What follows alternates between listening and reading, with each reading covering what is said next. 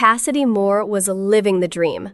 Her engagement party glowed like a fairy tale, golden string lights dancing in the backyard, wine glasses clinking under the apple tree, the scent of lavender and grilled peaches hanging in the air like a blessing.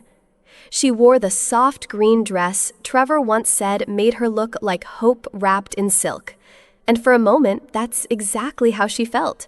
Hopeful, grounded, chosen. Trevor, her fiancé of 4 years, stood nearby, laughing with her cousins, looking calm, settled, like the future she had always wanted was finally arriving. Clara, her younger sister, floated through the crowd like she always did, radiant, charming, the kind of person who made every room feel like a stage. She wasn't supposed to be here this early, but she showed up anyway, and somehow ended up helping coordinate the music, direct the caterers, and pick the playlist. She smiled sweetly, complimented Cassidy's dress, and poured drinks for guests. But her eyes said something else. Cassidy couldn't name it then, but she felt it, the invisible shift in the air, a look too long, a glance too warm, and somewhere inside her, something whispered, "Not everything is as it seems." It was the quietest moment of the night. The music had faded, outside guests were lost in laughter and wine, and Cassidy stepped back into the house to grab her shawl. The hallway was dim lit only by the fading light through the kitchen window. The air smelled like old wood and candle wax. She didn't expect anything. Not this. Not them. She heard the sound first, a soft laugh, breathless, familiar. Then a whisper. Then silence. Cassidy turned toward the den, and there in the half-dark she saw it. Trevor's hand on Clara's waist. Clara's fingers tangled in his hair. Their bodies leaning in, too close, too charged, too intimate to be a mistake. They didn't notice her at first, and maybe that's what hurt most. They were so deep in their own world, they forgot she existed. Her breath caught in her throat. Her feet felt nailed to the hardwood. She didn't speak. She didn't cry. She just stood there, watching, frozen, a statue in a green dress watching her future fall apart. And when they finally saw her, Trevor flinched. Clara blinked, but neither said a word. The silence was louder than any betrayal. It was the sound of something sacred breaking inside her, and no one came to pick up the pieces. Cassidy didn't sleep that night. She sat on the edge of the gust bed, her green dress wrinkled, her hands numb, her thoughts spinning like wind in a sealed room. The party outside had faded into the past, but the image of Trevor and Clara in the den played on repeat behind her eyes. There were no tears, just silence. Just the sound of her own heartbeat, and the kind of stillness that feels like grief with no funeral. At 4:12 a.m., she wrote a note on a torn piece of paper, "I need time." She didn't sign it. She folded it once, placed it on the kitchen counter, then she grabbed her keys, a half-packed duffel bag, and walked out into the gray-blue morning. No one followed. No one called after her. No one tried to stop her from vanishing. Not Trevor, not Clara, not even her parents. Cassidy disappeared from the house, from the family, from her own wedding plans, from the version of herself that once believed in forever.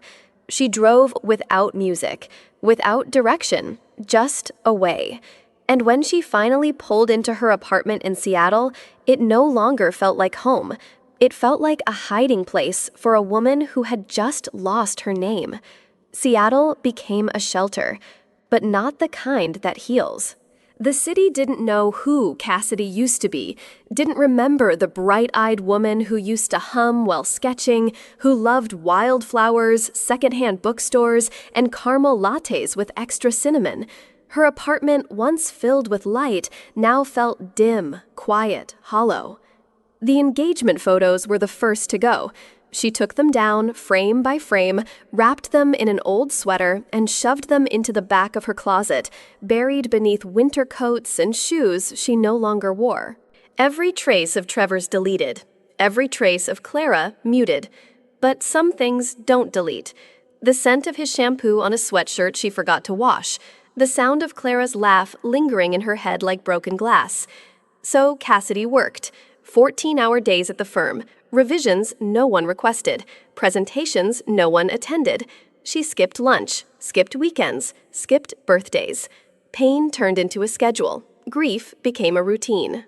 And Cassidy, once full of color, warmth, and spark, became a shadow that clocked in, clocked out, and vanished when the lights turned off. She wasn't living. She was disappearing, one breath at a time. It was a Thursday night in October. Rain tapped gently against the gallery windows. The lighting was soft, the walls covered in abstract pieces Cassidy didn't quite understand. She hadn't planned to come. The invitation was a leftover email from an old college mailing list. She almost deleted it, but something, maybe stubbornness, maybe survival, pushed her out of the apartment. And there he was, Damian Carter. Tall, quiet, hands in his pockets, standing in front of a painting that looked like storm clouds and silence. Cassidy recognized him immediately, even though it had been years. He had been at her engagement party once, a grad school friend of Trevor's. Clara used to talk about him with that performative flattery she saved for men she couldn't quite impress. He turned, saw her, and smiled. Not the kind of smile that demands an explanation, just a soft one. "Cassidy Moore," he said, stepping toward her. "I almost didn't believe it was you." She blinked. She hadn't heard her name said like that, softly, without weight, in a long time. "No dramatic entrance," he added. "No crowd, just you." "Still drink your coffee with oat milk," Cassidy laughed. Not politely, genuinely.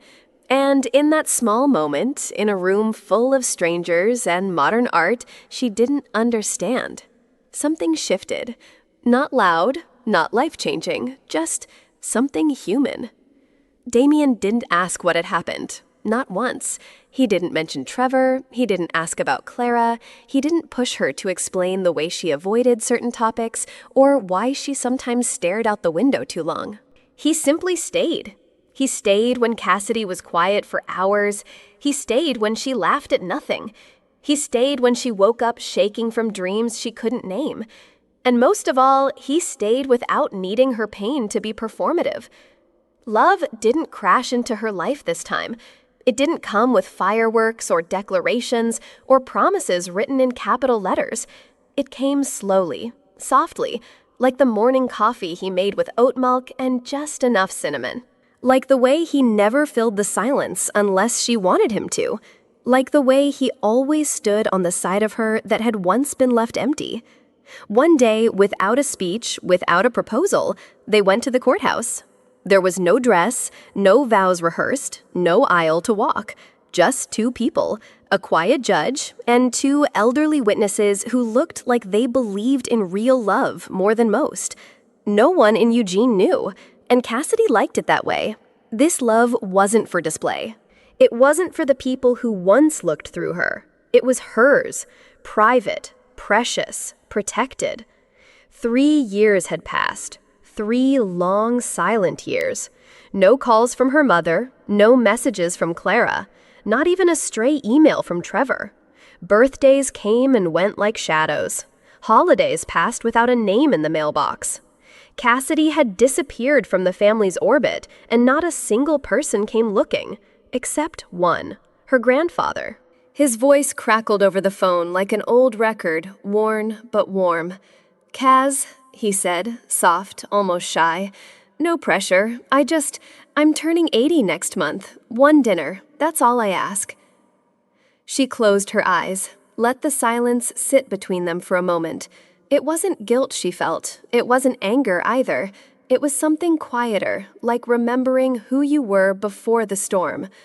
"I'll come," she said. Not for her mother, not for Clara, not for closure or confrontation, for him. The only person who had ever written her real letters, who still used her childhood nickname like it meant something, who never asked her to explain why she left, only sent her love, quietly, without conditions. They drove in silence. The closer they got to Eugene, the heavier the air felt, like every mile they crossed peeled back another memory Cassidy thought she had buried. Damian held her hand the whole way, never too tight, never too loose, just present. When they turned into the driveway, the house looked exactly the same. The wind chime by the porch still sang its soft, brittle song. The porch swing creaked in rhythm with the wind. The ivy on the gutters had grown thicker, older, like everything else that hadn't changed, except her. Cassidy stood still in front of the door. She could feel it all at once, the way the hallway used to smell like her mother's perfume, the sharp echo of Clara's laugh, the invisible line where everything had once broken inside her. She wasn't the same girl who left this place, but the house didn't know that. Inside, it smelled like roast and rosemary. The same wooden frames lined the hallway. The same clock ticked above the fireplace. Everything was as if time had paused the day she vanished. And then, footsteps. Sharp, confident, familiar. Clara. Cassidy didn't turn around. She didn't need to, because even after 3 years, she still knew the rhythm of her sister's heels on hardwood floors. Some ghosts don't wait for permission to return. She heard them before she saw them. The sound of Clara's heels, that unmistakable click, always slightly too loud, followed by the more subdued thud of Trevor's dress shoes 2 steps behind. Some things never change. Cassidy kept her eyes on the table. She was smoothing the linen napkins, adjusting a crooked fork. Her movements were deliberate, calm, controlled. When they stepped into the room, Clara's voice sliced through the space like she owned it. "Well, well, look who finally came crawling out of her Seattle cave." Cassidy didn't flinch. She looked up just once and replied evenly, "Actually, I'm married." 3 words, softly spoken, but they exploded through the room like thunder in a chapel. Her mother's hands froze mid-air over the salad bowl. Trevor blinked, startled, as if the word married had physically struck him. And Clara stiffened. Her smirk twitched, her jaw locked. She scanned Cassidy's left hand quickly. The subtle gold band said everything. The silence that followed was heavy, suspended, as if the house itself had paused to listen. Cassidy didn't elaborate, didn't look for approval. She simply adjusted the edge of the tablecloth and added, "He'll be here any minute." The front door creaked open. A coat brushed the hallway wall. Shoes were set down, not hurried, not loud, just present. Then came the footsteps, steady, grounded, and Damian appeared. He wore a tailored navy coat, dark slacks, and that quiet authority that never needed to announce itself. But what made the room truly shift was his eyes, because they didn't scan the table. They didn't search for approval. They went straight to Cassidy, like the rest of the world didn't matter. He crossed the room without hesitation, leaned down, and pressed a gentle kiss to her temple. "Sorry I'm late," he murmured. "Traffic was a mess." His hand found hers beneath the table, like it belonged there, like it had always been there. Clara stared speechless. Trevor's lips parted slightly, but no words came out. Cassidy sat still, composed, but something in her had shifted. This was not about revenge. It was about reclamation. And the quiet presence of Damian, his elegance, his ease, his love, made more noise in that room than all of Clara's years of control combined. For the rest of dinner, Clara barely spoke. She pushed food around her plate, laughed once awkwardly, then went silent again.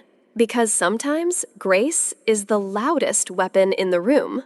The silence stretched thick and heavy like the calm before a storm.